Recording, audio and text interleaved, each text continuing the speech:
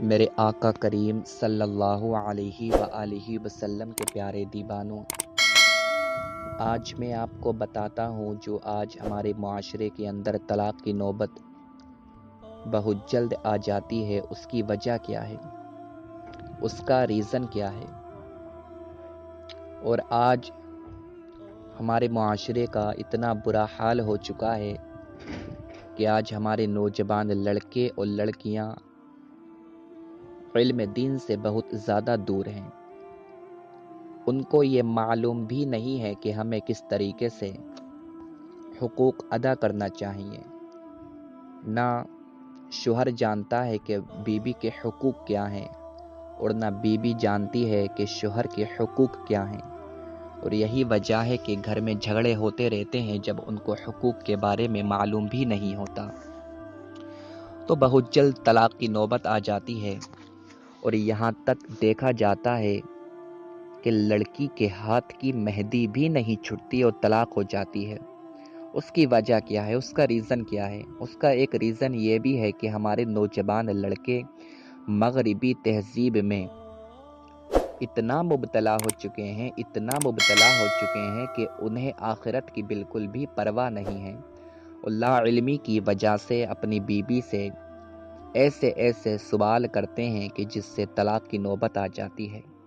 شادی کی پہلی رات ہوتی ہے، وہ رات جسے محبت کی رات کہا جاتا ہے، جسے پیار کی رات کہا جاتا ہے، اور وہ لڑکی اپنے بھائی بہن کو چھوڑ کر آئی ہے، اپنے ماں باپ کو چھوڑ کر آئی ہے۔ ہونا تو یہ چاہیے تھا کہ اس سے یہ پیار محبت کی باتیں کرتا اور اس کے دل میں اپنی جگہ بناتا، تاکہ یہ محبت کا رشتہ مرتے دم تک قائم رہتا، مگر وہ ایسا نہیں کرتا ہے، بلکہ ایسے سوال کرتا ہے جو اسے نہیں کرنا چاہیے۔ کچھ نوجوان لڑکے جب ان کی نئی شادی ہوتی ہے تو وہ اپنی بیوی سے یہ سوال کرتے ہیں کہ تجھے میری قسم، خدا کی قسم کھا کر بتا، تجھے اپنے ماں باپ کی قسم، قرآن کی قسم، تیرا مجھ سے پہلے کس سے چکر چل رہا تھا، تو مجھے بتا، اور جو تو نے شادی کی ہے کیا تو نے اپنے ماں باپ کی مرضی سے کی ہے؟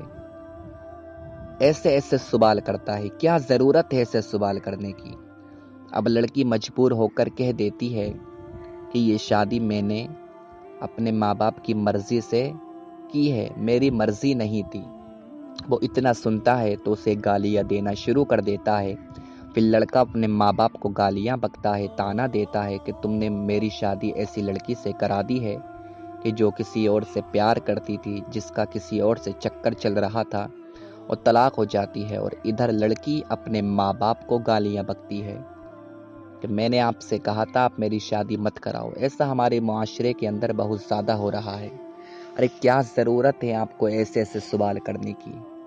آپ کا نکاح ہو چکا ہے، آپ کو اس پر اللہ رب العزت کا شکر ادا کرنا چاہیے۔ نکاح جیسی عظیم دولت کو تم نے پا لیا ہے، گڑے مدے اکھاڑنے کی کیا ضرورت ہے؟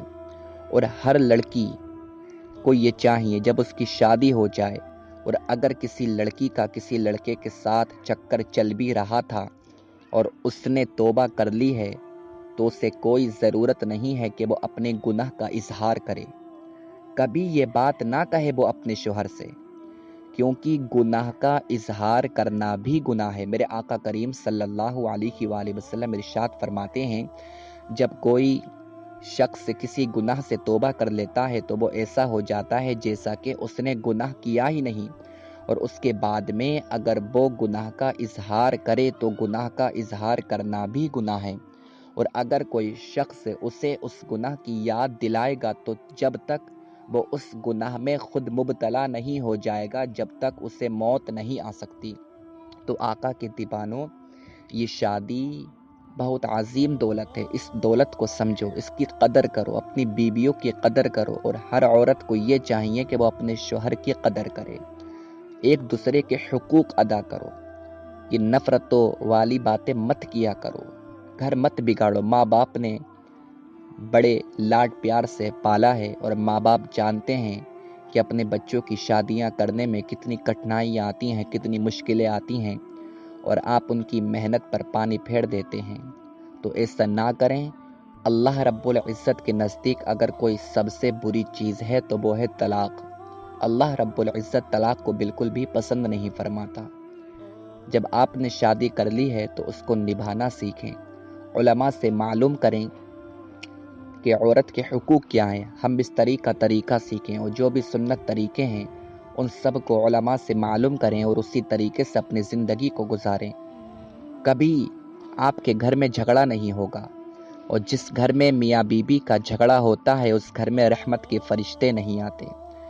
آج ہر کوئی یہی کہتا ہے کہ ہمارے گھر میں برکت نہیں ہو رہی ہے، ہمارے گھر میں رحمت کے فرشتے نہیں آتے۔ بھئی رحمت کے فرشتے کہاں سے آئیں گے جب آپ کا جھگڑا ہوتا ہے؟ اور جس وقت میاں بیوی ایک دوسرے سے لڑائی کرتے ہیں اس وقت شیطان بہت زیادہ خوش ہوتا ہے، شیطان ان کے ساتھ میں ہوتا ہے۔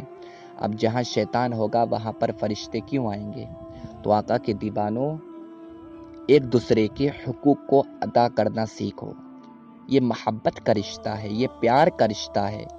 نکاح ایک عظیم دولت ہے، نکاح ایک عظیم نعمت ہے۔ اس نعمت کو سمجھو، اس دولت کو سمجھو، اور کبھی ایسے سوال اپنی بیویوں سے مت کرو جس سے طلاق کی نوبت آ جائے۔ اللہ رب العزت آپ کو اس پر عمل کرنے کی توفیق